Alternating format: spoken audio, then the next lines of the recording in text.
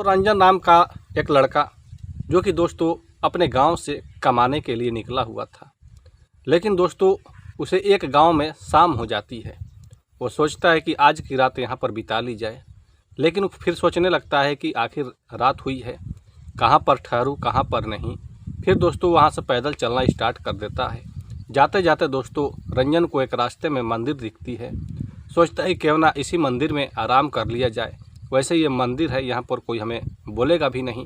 दोस्तों जो मंदिर है उसमें रंजन चला जाता है और जा कर के उस मंदिर में दोस्तों एक कल था, उस कल पर पानी वगैरह पीता है और उसी मंदिर के फर्श पर दोस्तों लेट जाता है। जैसे ही दोस्तों सुबह होता है तो उस गांव के लोग जब मंदिर की तरफ आते हैं तो उस लड़के को एक अजनबी की तरफ सभी लोग देख रहे थे, क्योंकि उस लड़के को कोई पहचानता नहीं था कि ये कहाँ का रहने वाला है। सभी लोग पूछने लगते हैं कि बेटा कहाँ जाना है। लड़का जो था रंजन दोस्तों, उसे बहुत ही ज़ोर से भूख लग जाती है। सुबह का टाइम था, वो पूरे दिन भी खाना नहीं खाया था। गांव के लोगों से कहता है कि अंकल जी अगर आप लोगों के घर पर कुछ खाने की है तो आप हमें दे दीजिए, ज़ोर से भूख लगी है। दोस्तों किसी के घर पर खाना नहीं बना था क्योंकि सुबह का टाइम था। उसी में से कुछ लोग जो होते हैं अपने घर से बासी खाना जो था वो ला करके रंजन को देते हैं। रंजन दोस्तों खाना खाता है, उसके बाद कहता है कि अंकल जी मैं जवान हूँ, हट्टा कट्ठा हूँ, अगर कोई भी काम मिल जाए मेहनत वाला तो मैं करने के लिए तैयार हूँ। क्या यहाँ आपके गांव में काम मिल सकता है? गांव के लोग कहते हैं कि देखो बेटा, हमारे गांव के लोग जो होते हैं वो लोग शहर जाते हैं काम करने के लिए, तुम भी यहाँ से शहर जब जाओगे तो तुम्हें भी काम मिल जाएगा। अब दोस्तों जो रंजन होता है वो सभी लोगों से पूछता है कि किस तरीके से जाना है, एड्रेस क्या है, रास्ता क्या है। गांव के लोग सही तरीक़ा से उसे एड्रेस बताते हैं, रास्ता बताते हैं। जो रंजन होता है दोस्तों पैदल ही वहाँ से निकल पड़ता है, क्योंकि रंजन के पास पैसे भी नहीं थे कि वो ऑटो से जाएगा। रंजन दोस्तों वहाँ से शहर पहुँचता है। शहर पहुँचने के बाद एक आध दो लोगों से और पूछता है कि भाई साहब यहाँ पर कोई चौक है क्या जहाँ पर बहुत से वर्कर काम करने के लिए खड़े होते हैं। उसी में से कुछ लोग बताते हैं। रंजन दोस्तों जैसे ही उस चौक पर पहुँचता है तो देखता है कि यहाँ पर बहुत से वर्कर जो हैं अपना खड़ा है। कोई ठेकेदार आ रहा है, कोई लोग आ रहे हैं, तो किसी को बात करके कि कितना भाई साहब आप पैसे लीजिएगा, उस तरीके से बात करके सभी लोगों को बारी बारी से वो लोग काम पर लेकर जा रहे थे। लेकिन दोस्तों यहाँ पर रंजन को कोई नहीं पूछ रहा था कि तुम यहाँ पर खड़े क्यों हो, क्या तुम्हें काम करनी है या नहीं करनी है। दोस्तों आधे घंटे का समय निकल जाता है। रंजन काफ़ी परेशान हो जाता है, सोचने लगता है कि आज का दिन भी ऐसा ही चला जाएगा, शायद हमें आज के दिन भी भूखे रहना पड़ेगा। लेकिन दोस्तों यहाँ पर जो रंजन होता है वो काफ़ी प्रयास करता है, वहाँ पर खड़ा रहता है। दोस्तों समय निकलता जा रहा था, 1 घंटे का वक्त बीत जाता है। तभी दोस्तों एक स्कूटी से 33 से 34 साल उम्र रही होगी उस मैडम की, काला चश्मा पहन करके आती है और स्कूटी अपना खड़ी करती है। खड़ी करने के बाद उस चौक पर चारों तरफ अपना नज़र घुमाती है। दोस्तों जैसे ही नज़र वो घुमाती है तो इस लड़के पर, रंजन पर जब नज़र पड़ता है, रंजन देखने में दोस्तों थोड़ा हट्टा कट्ठा था। तो इस मैडम जो थी रंजन के पास आती है और पूछती है क्या तुम काम करने के लिए यहाँ पर खड़े हो? रंजन कहता है कि हाँ मैडम मैं काम करने के लिए खड़ा हूँ। मैडम कहती है कि देखो हमारे घर पर काम करना है, हमारा खेत का काम करना है, हम तुम्हें महीना में पैसा देंगे। रंजन कहता है कि ठीक है मैडम वो भी चलेगा, हमें महीना में पैसा दीजिएगा, लेकिन खाना कहाँ खाना पड़ेगा। मैडम कहती है कि मैं अपने घर पर तुम्हें खाना खिला दूँगी और सोने के लिए हम तुम्हें एक अपना कमरा भी दे दूँगी। रंजन काफ़ी खुश हो जाता है क्योंकि चलो महीना का पैसा मिल जाएगा और रहने के लिए जगह मिल जाएगा, 3 टाइम का खाना खाने के लिए मिल जाएगा, अब इससे ज़्यादा चाहिए ही क्या। रंजन दोस्तों मैडम के स्कूटी पर बैठता है और उनके साथ उनके घर पर निकल जाता है। लेकिन दोस्तों जो रंजन था उसके कपड़े काफ़ी गंदे हो चुके थे, क्योंकि रंजन दोस्तों अपने घर से 4-5 दिन पहले ही निकला हुआ था। भटकते हुए जैसे तैसे काम ढूंढते हुए वहाँ पर पहुँचा था। रंजन के कपड़े काफ़ी गंदे थे। मैडम कहती है कि देखो तुम्हारा कपड़ा काफ़ी गंदे हैं, तुम अगर कहीं पर भी बेड पर भी बैठोगे या आराम करोगे तो हमारे बिस्तर काफ़ी गंदे हो सकते हैं, इसलिए तुम पहले बाथरूम में जाकर स्नान कर लो, जब तक मैं कुछ खाना वगैरह बना दे रही हूँ नाश्ता करने के लिए। रंजन जो होता है दोस्तों बाथरूम में चला जाता है स्नान करने के लिए। लेकिन दोस्तों रंजन सोचने लगता है कि अगर मैं इस कपड़े को पहन करके स्नान कर लूँ तो ये गीले हो जाएंगे, फिर बाद में क्या पहनूंगा। अब रंजन सोचता है क्यों ना इस कपड़े को खोल कर रख दिया जाए और उसके बाद स्नान करके फिर से मैं कपड़े पहन लूँगा। दोस्तों रंजन वैसा ही करता है, सारा अपना कपड़ा निकाल करके उसी बाथरूम के गेट पर रख देता है और बाथरूम का गेट बंद करना भी दोस्तों वो भूल जाता है। स्नान अपना करने लगता है। दोस्तों जो मैडम थी वो किचन में खाना वगैरह बना रही थी, नाश्ता बना रही थी। तभी दोस्तों उन्हें पानी की आवश्यकता पड़ जाती है। मैडम पानी लेने के लिए जब बाथरूम की तरफ जाती है तो उनकी नज़र बाथरूम के अंदर पड़ जाती है और मैडम जो सीन को देखती है, जिस नज़ारे को देखती है, वाकई में दोस्तों परेशान हो जाती है। वहाँ से हंसते हुए किचन में चली आती है और सोचने लगती है कि जो लड़का है, जो रंजन है, वो किस तरीके से स्नान कर रहा है। तभी दोस्तों जो रंजन होता है वो बाथरूम से स्नान करने के बाद अपना कपड़े वगैरह पहन करके बाहर आता है तो मैडम जो होती है कहती है कि फिर से तुम वही कपड़े पहन लिए, इस कपड़े को तुम खोल कर रख दो। देखो हमारे रूम के पास एक गेट पर रखा हुआ है तौलिया, उसे लपेट लो, मैं इस कपड़े को साफ़ कर दूंगी या तो तुम्हारे लिए मैं कोई दूसरा कपड़ा बाज़ार से खरीद कर ला दूंगी। दोस्तों जो रंजन होता है वो वैसा ही काम करता है, एक तौलिया लेता है और तौलिया लपेटने के बाद सारे कपड़े को अपना वहीं पर खोल देता है और आकर के दोस्तों चेयर लगाया गया था, कुर्सी, वहीं पर बैठ जाता है। जो मैडम थी चाय 2 ट्रे में लेकर के 2 चाय आती है और एक रंजन को दे देती है पीने के लिए और एक अपने भी पीने लगती है। तभी दोस्तों जो मैडम थी उनका नज़र जो होता है उस रंजन के प्राइवेट पार्ट पर चला जाता है। जो रंजन था सिर्फ तौलिया ही लपेटा हुआ था। अब दोस्तों मैडम यहाँ पर कुछ ऐसा कदम उठाती है जिससे दोस्तों आप लोग भी जान करके बेहद हैरान हो जाएंगे, परेशान हो जाएंगे। दोस्तों कहानी बहुत ही इंटरेस्टिंग होने वाली है। दोस्तों आप लोग चैनल पर नए दर्शक बंधु बनकर आए हैं तो चैनल को सब्सक्राइब कर लीजिए और वीडियो को एक लाइक अवश्य कर दीजिएगा। दोस्तों नमस्कार, प्रणाम। चलिए हम लोग अब कहानी को पूरे ही विस्तार पूर्वक जानने का प्रयास करते हैं। दोस्तों कहानी बहुत ही इंटरेस्टिंग होगी। आप लोगों से अनुरोध है कि आप लोग वीडियो को पूरा अंत तक जरूर देखिएगा। दोस्तों एक मोहनपुर गांव, उसी गांव में दोस्तों रहने वाली एक महिला जिसका नाम कलावती होता है। कलावती के पति दोस्तों ट्रक चलाते थे, ट्रक ड्राइवर थे, लेकिन एक एक्सीडेंट की वजह से उनकी मृत्यु हो जाती है। कलावती का एक लड़का जिसका नाम रंजन पड़ता है। रंजन दोस्तों अपने गांव में मेहनत मजदूरी हर एक वो काम करता था। जब से उसके पिताजी का एक्सीडेंट हुआ सारा घर की जिम्मेवारी जो होता है इस रंजन के कंधों पर आ जाता है। रंजन की एक बहन थी जिसका नाम पूजा होता है। जो माँ थी कलावती, वो भी दोस्तों बीमार रहती थी क्योंकि उनका चेस्ट कैंसर था। रंजन दोस्तों जैसे तैसे मजदूरी करके अपनी माँ का तो इलाज करा ही रहा था, लेकिन दोस्तों रंजन की माँ की तबीयत एक दिन अचानक बहुत ज़्यादा ख़राब हो जाती है। रंजन के पास इलाज कराने के लिए पैसे नहीं थे। रंजन सोचता था कि हमारे पास जो भी कुछ है या मैं अपने शरीर का अंग क्यों ना बेच दूं, लेकिन मैं अपनी माँ का इलाज कराऊंगा। तभी दोस्तों रंजन जो होता है गांव में निकल पड़ता है पैसे का जुगाड़ करने के लिए। किसी के पास जाता, कहता कि भाई साहब हमें 10-20 हज़ार रुपये दे दीजिए, मैं मेहनत करके आपका पैसा चुकता कर दूंगा। कोई दोस्तों पैसा देने के लिए तैयार नहीं होता है। तभी रंजन एक और आदमी के पास जाता है। जो आदमी इस रंजन को लेकर के एक उसी गांव के सेठ के पास जाता है। जो उस गांव के सेठ थे वो सभी लोगों को ब्याज पर पैसा देने का काम करते थे। रंजन जब उनके पास जाता है तो 2 लाख रुपए का डिमांड करता है। अब ब्याज के समेत उसे पैसा भी लौटाना था। रंजन दोस्तों उस समय अपनी माँ का जीवन बचाने के लिए 2 लाख रुपए तो ले लेता है और अपनी माँ को लेकर दोस्तों एक अस्पताल में चला जाता है और वहाँ पर सारी जांच होती है, सब कुछ होता है। दोस्तों रंजन के पास मात्र 2 लाख रुपए थे। 2 लाख रुपए दोस्तों कुछ महज जांच कराने में ही खर्च हो जाते हैं। अब रंजन परेशान हो जाता है कि जांच में ही इतना पैसा खर्च हो गए, अब दवा कैसे खरीदाएगा। फिर से रंजन जो होता है माँ को हॉस्पिटल में छोड़ देता है 1 घंटे के लिए और अपने गांव पर आता है और फिर उस सेठ के पास जाता है और फिर 2 लाख रुपए ले लेता है। कहता है कि सेठ जी दे दीजिए, मैं आपका पैसा चुकता ही कर दूंगा। रंजन दोस्तों 4 लाख रुपए जो होता है ब्याज पर ले लेता है और लेकर के फिर से हॉस्पिटल आता है और अपनी माँ को अच्छी तरीके से ट्रीटमेंट कराता है और ट्रीटमेंट कराने के बाद दोस्तों फिर से लेकर घर पर चला आता है। उस समय दोस्तों जो रंजन की माँ थी काफ़ी हद तक स्वस्थ हो चुकी थी। लेकिन दोस्तों जैसे ही 2 महीने का वक्त बीतता है तो जो सेठ होता है वो एक दिन रंजन के घर पर आता है और कहता है कि आपके बेटे ने 4 लाख रुपए लिए थे, उसका ब्याज हमें दे दीजिए, अगर पैसा नहीं है तो अभी ब्याज के लिए मैं आया हुआ हूँ। अब जैसे ही कलावती को पता चलता है कि हमारा लड़का 4 लाख रुपए सेठ जी से लिया है, वो भी ब्याज के साथ। अब यहाँ पर कलावती काफ़ी परेशान हो जाती है, कहती कि सेठ जी हमारा लड़का तो अभी घर पर है नहीं, मजदूरी करने के लिए गया है, शाम के समय में आएगा तो मैं उससे सारा बात बताऊंगी।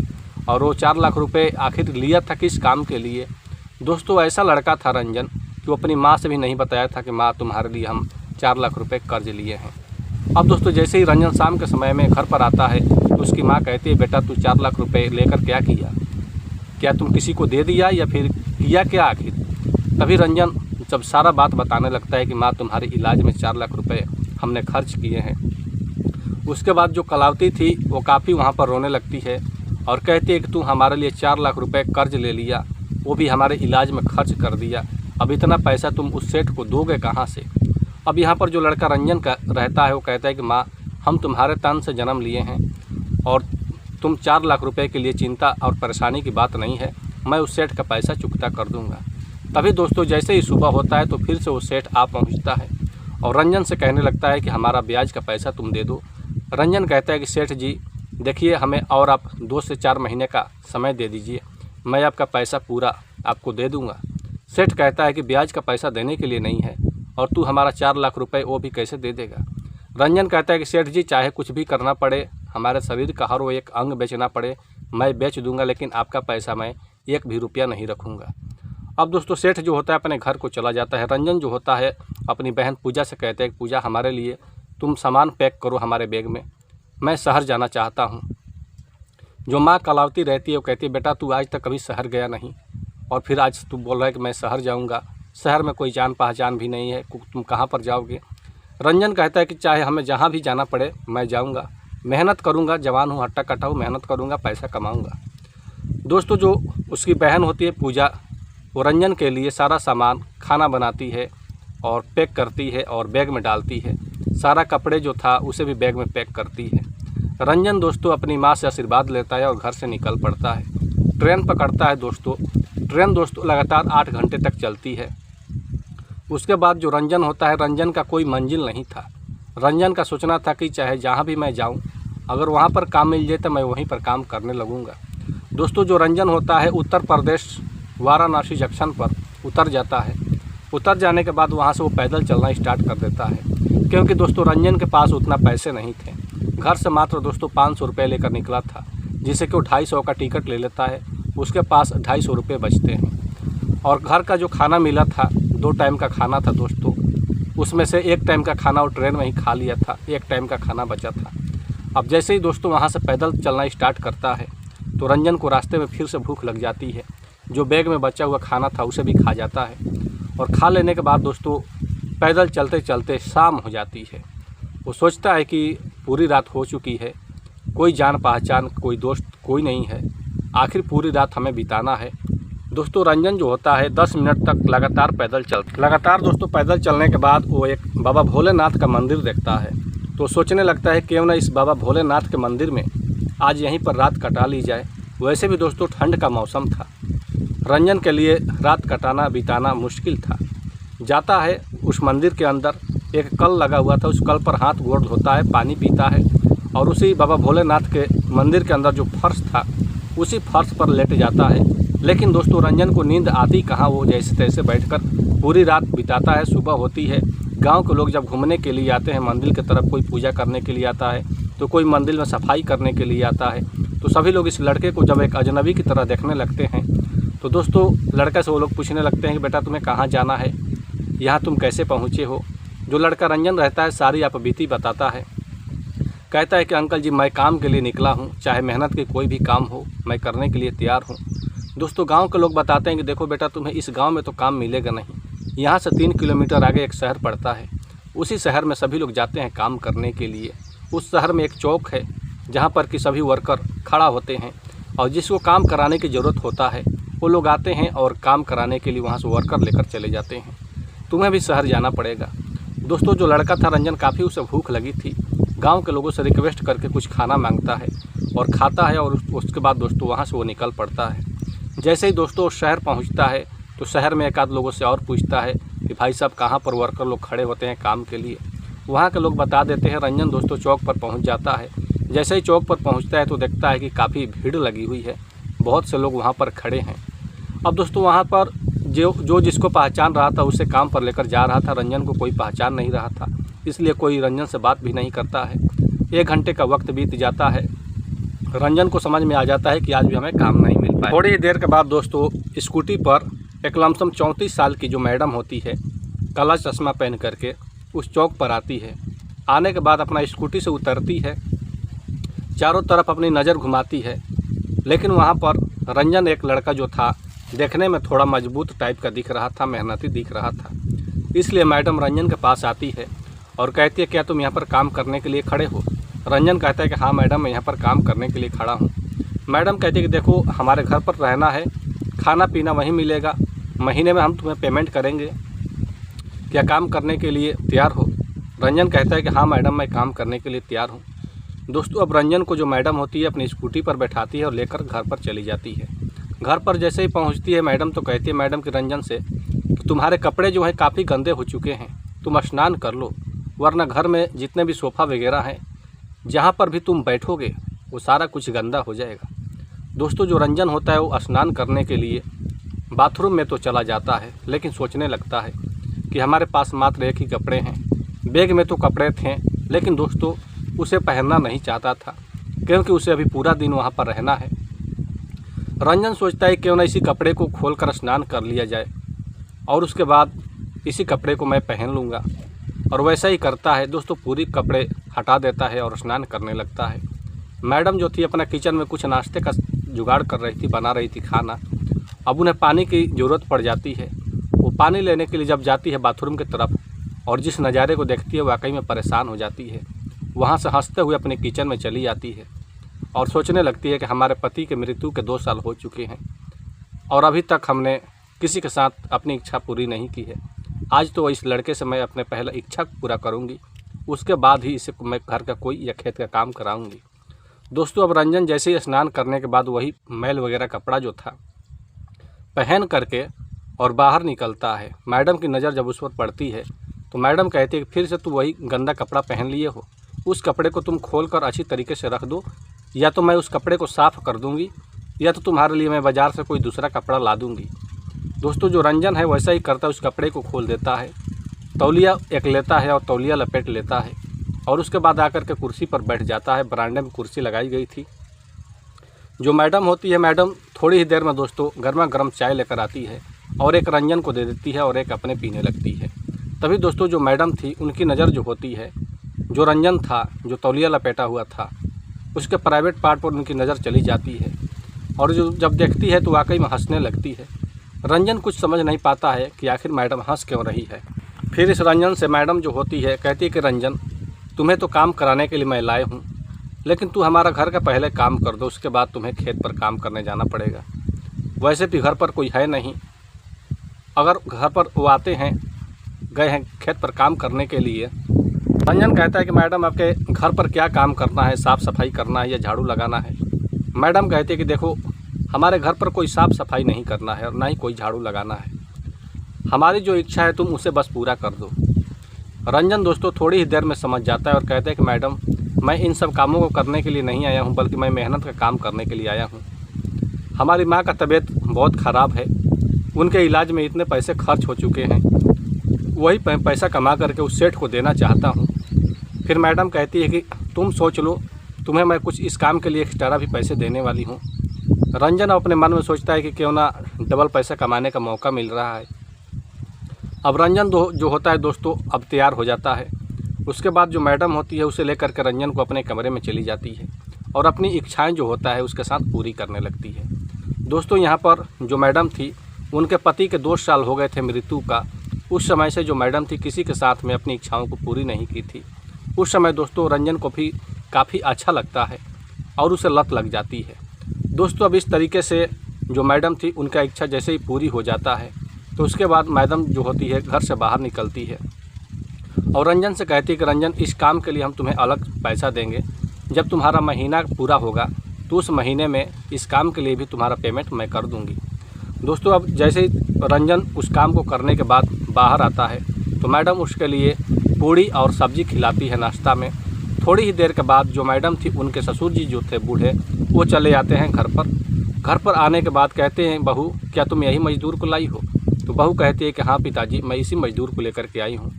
अब जो बूढ़े ससुर जी होते हैं उस मजदूर को लेकर खेत पर चले जाते हैं, सारा काम समझा देते हैं। दोस्तों जो रंजन होता है काफ़ी मेहनत और लगन से काम करने लगता है। जो मैडम थी दोस्तों यहाँ पर, उनकी नाम सुमन पड़ता है। सुमन दोस्तों अक्सर अपनी श्रृंगार का दुकान चलाया करती थी। कम से कम 2 से 2.5 लाख रुपए का उसमें सारा जो प्रोडक्ट था, पूरा प्रोडक्ट 2.5 लाख रुपए का भरा पड़ा था। 1 से 2 महीने का वक्त बीत जाता है। दोस्तों जो भी प्रोडक्ट था उस दुकान का और जो भी उस दुकान का इनकम था, 1 से 2 महीने में 2 गुना से 3 गुना और 3 गुना से 4 गुना बढ़ जाता है। वहीं पर जो गोविंद लाल जी थे, जो बूढ़े हो चुके थे, उनसे खेती का काम नहीं हो पा रहा था। इसलिए वो अपने बहू से बोले कि घर पर कोई काम करने के लिए मजदूर लेकर आओ। तो दोस्तों जो बहू सुमन थी वो यही मजदूर लेकर के आई थी, जो रंजन था दोस्तों। अब यहाँ पर दोस्तों गोविंद लाल जी अपनी बहू के लिए श्रृंगार दुकान खोले थे। जो सुमन थी अपना प्रतिदिन दिन भर श्रृंगार का दुकान चलाया करती थी और जो रंजन था खेत पर मजदूरी करता था। हरा थका हुआ शाम के समय में आता तो वही सुमन जो भी किचन में खाना बनाती तो उसे खाना खिला देती थी और उसके बाद गोविंद लाल जी भी अपना खाना खाते थे और अपने कमरे में जाकर सोने के लिए चले जाते थे। इधर जो सुमन थी, उस जो रंजन था मजदूर, उससे अपना अलग एक्स्ट्रा काम रात के समय में कराया करती थी और उसका अलग से पैसा उसे पेड किया करती थी। लेकिन दोस्तों एक दिन का वाक़या ऐसा होता है कि जो सुमन की एक सहेली थी, जो कि उसके दुकान पर अक्सर वो कोई ना कोई सामान खरीदने के लिए चली आती थी। उस दिन दोस्तों जो गोविंद लाल जी थे वो अपने मेहमान की यहाँ गए हुए थे। सुमन जो है दोस्तों उस दिन रंजन से कहती है कि रंजन आज तुम्हें खेत पर काम करने के लिए नहीं जाना है, बल्कि आज हम लोग घर पर ही एंजॉय करेंगे और घर का ही काम करेंगे। रंजन को भी उस दिन दोस्तों बहुत अच्छा लगता है और समझ जाता है कि चलो क्यों ना घर का काम करने में, वैसे भी हमें भी ठीक लगता है और हमें इसका काम का पैसा एक्स्ट्रा में मिल ही जाता है। दोस्तों अब रंजन और जो सुमन होती है, दोनों लोग जो होते हैं अपनी अपनी इच्छाओं को दिन में ही दोस्तों पूरा करने लगते हैं। उसी समय दोस्तों एक दुकान की ग्राहक जो होती है, एक महिला जिसका नाम मोहिनी पड़ता है। मोहिनी दोस्तों जब आती है सुमन के घर पर तो घर के दरवाज़ा मेन गेट जो था खुला हुआ था। मोहिनी दोस्तों जैसे ही अंदर आती है और जिस नज़ारे को देखती है वाकई में बेहद परेशान हो जाती है। उसके बाद दोस्तों उस नज़ारे को देखने के बाद वो सोचती है कि क्यों ना हमारे पास मोबाइल फ़ोन है, इस घटना को रिकॉर्ड कर लिया जाए। उसे दोस्तों वीडियो में कन्वर्ट कर देती है और वीडियो उसका बना लेती है। वीडियो बनाने के बाद मोहिनी जो होती है अपने घर पर चली जाती है। फिर शाम के समय में जब मोहिनी आती है सुमन के श्रृंगार दुकान पर, तो सुमन श्रृंगार का दुकान खोल करके अपना दुकान पर बैठी हुई थी। जो मोहिनी है सुमन से कहती है कि सुमन, तुम्हारे घर पर जो मजदूर आया है उससे तुम बहुत ज़्यादा काम करवा रही हो। अब यहाँ पर सुमन काफ़ी चौंक जाती है, परेशान हो जाती है, कहती है कौन सा मैं ज़्यादा काम करवा रहा हूँ, खेत का काम करता है, घर पर शाम के समय में आता है, अच्छा खासा मैं उसे खाना बना कर देती हूँ, खाना खाता है। अब दोस्तों यहाँ पर जो मोहिनी है वो कहती है कि ये मोबाइल में जो हमारा वीडियो है इसे थोड़ा सा तुम देख लो। अब जैसे ही उस वीडियो को सुमन देखती है तो उसके पैरों तले ज़मीन खिसक जाती है और कहती है कि तुमने इस वीडियो को कहाँ से बनाया। मोहिनी बताने लगती है कि हमें दोपहर में सामान खरीदने के लिए हम तुम्हारे घर पर आए थे, तुम्हारा दुकान बंद था, तो तुम्हारे घर के जब अंदर गए तो इस वीडियोज़ को हमने बनाया है। सुमन कहती है कि मोहिनी तुम इस वीडियोज़ को डिलीट कर दो, इसके बदले तुम हमसे 2-4 हज़ार रुपये ले लो, लेकिन इस वीडियोज़ को डिलीट कर दो। मोहिनी कहती है कि 2-4 हज़ार रुपये से तो काम नहीं बनेगा और ना ही मैं इस वीडियोज़ को डिलीट करने वाली हूँ। जो काम तुम उसके साथ कर रही थी वही काम हमें भी उसके साथ करना है, क्या करा सकती हो। सुमन कहती है कि इसमें कौन सी बड़ी बात है, चलो आज शाम के समय में जब दुकान बंद करती हूँ तो हमारे घर पर आ जाना। दोस्तों अब यहाँ से कहानी ऐसा मोड़ लेगा जिसे दोस्तों आप लोग भी जान करके बेहद हैरान परेशान हो जाएंगे। सुमन दोस्तों जैसे ही अपनी दुकान को बंद करती है तो बाज़ार चली जाती है। बाज़ार से दोस्तों कुछ सतीवर्धक दवा भी ले लेती है और अपने घर पर चली आती है। आने के बाद दोस्तों जो रंजन था, रंजन को शाम के समय में रंजन के गिलास में दोस्तों जो दूध देती थी रोज़ पीने के लिए, उस दूध में 2 गोली सतीवर्धक का मिला देती है और रंजन को पीने के लिए दे देती है। रंजन जैसे ही दूध पी लेता है तो उसी समय दोस्तों जो मोहिनी थी सुमन के घर पर टपक आती है। दोस्तों जो मोहिनी थी उसका भी पति नहीं था, इसलिए सुमन भी इस काम का और इस चीज़ के लिए आनंद लेना चाहती थी और इसके घर पर आ पहुंचती है। जैसे ही आती है तो सुमन कहती है ठीक है आज आओ घर के अंदर चली जाओ। जैसे ही घर के अंदर आती है मोहिनी तो कहती है कि तुम जाओ, जो रंजन है उससे कमरे में चली जाओ। जैसे ही रंजन के कमरे में मोहिनी जाती है तो रंजन उठकर बैठ जाता है, कहता है मैडम क्या बात है, आप हमारे कमरे में क्यों आई है। मोहिनी कहती है कि क्यों तुम्हें पता नहीं, सुमन ने तुम्हें नहीं बताया है। तभी दोस्तों सुमन भी उस कमरे में जाती है और सुमन कहती है रंजन से कि तुम आज इसका इच्छाओं को तुम पूरी कर दो। अब दोस्तों यहाँ पर रंजन जो होता है वो कहता है कि मैडम फिर इस काम के लिए भी हमें एक्स्ट्रा पैसा चाहिए। तो सुमन कहते हैं ठीक है तुम्हें एक्स्ट्रा पैसा इसे भी मिलेगा, इस काम के लिए भी मिलेगा। अब दोस्तों रंजन और यहाँ पर जो मोहिनी होती है दोनों अपनी अपनी इच्छाओं को पूरी करने लगते हैं। लेकिन दोस्तों रंजन काफ़ी हार जाता है, थक जाता है। सुमन जो थी दोस्तों उसके भी बदन के आग जो थे वो अभी ठंडे नहीं पड़े थे। सुमन काफ़ी गुस्सा हो जाती है और सोचने लगती है कि ये तो मोहिनी के इच्छाओं को पूरी करने में हार गया, थक गया, फिर हमारा काम कैसे पूरा होगा। सुमन दोस्तों और 3 सतिवर्धक जो गोलियां होता है वो दूध में मिला देती है और रंजन को पीने के लिए दे देती है। रंजन जैसे ही दोस्तों 3 और सतिवर्धक गोलियां पीता है दूध के साथ, तो दोस्तों रंजन थोड़ी ही देर तक कुछ काम करता है, उसके बाद तुरंत वहीं फर्श पर गिर जाता है, तड़पने लगता है। थोड़ी ही देर के बाद दोस्तों रंजन का मृत्यु भी हो जाता है। अब यहाँ पर दोस्तों सुमन और जो मोहिनी रहती है दोनों सोचने लगती है कि अब तो ये लड़का मर गया, अब हम लोग तो पकड़े जाएंगे, हम लोग को जेल भी हो जाएगी। सुमन दोस्तों बहुत ही तेज़ तरार महिला थी, वो सोचती है कि इस लड़के का डेड बॉडी जो है इसे हम लोग ऐसे जगह पर ले जा कर के हटाएंगे किसी को कानो कान खबर भी नहीं होगा। वैसे भी अभी रात का समय है। दोस्तों दोनों महिलाएं जो होती है उस डेड बॉडी को एक बोरी में कसती है और साइकिल पर लोड करती है और उस समय दोस्तों रात्रि के लमसम 1 से 1:30 बज रहा होगा। दोनों महिलाएं उस साइकिल पर डेड बॉडी लोड करके लेकर बढ़ने लगती है आगे। जैसे ही अपने गांव से 3 किलोमीटर आगे बढ़ती है तो एक 4 लाइन रोड था, उस 4 लाइन रोड को क्रॉस करके उस पार जाना था जहां पर कि नदी था। दोस्तों दोनों महिलाओं का साइकिल जो होता है 4 लाइन पर जैसे ही चढ़ता है तो पुलिस उस समय दोस्तों पेट्रोलिंग कर रही थी। पुलिस गाड़ी का लाइट जैसे उस साइकिल पर जाता है तो पुलिस में जो भी स्टाफ लोग थे कांस्टेबल पद के, उनकी नज़र जब उस साइकिल पर जाती है तो उनको शक हो जाता है।